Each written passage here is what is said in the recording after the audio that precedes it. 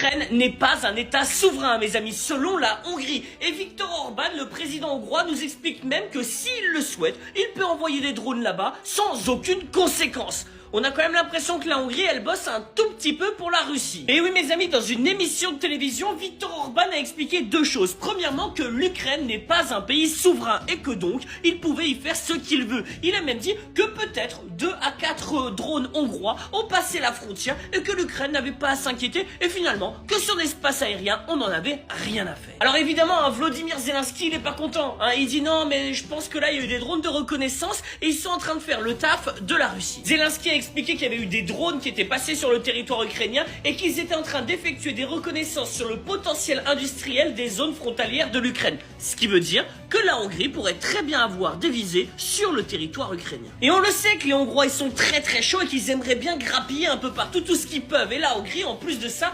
refuse de s'associer à la condamnation des frappes russes sur l'Ukraine. Donc aujourd'hui, la Hongrie est plus proche de Vladimir Poutine que de Volodymyr Zelensky. Et moi je trouve qu'il n'y a aucun problème, ils font ce qu'ils veulent les Hongrois, mais ça veut dire quand même plusieurs choses. Premièrement, que l'OTAN, c'est une organisation qui en vérité n'a pas de coopération intérieure, et deuxièmement, que l'Union européenne n'a aucune cohérence non plus, et que donc, chaque État doit essayer de se sauver lui-même, dont la France. Allez, slava Russia et bon courage à ceux qui vont survivre.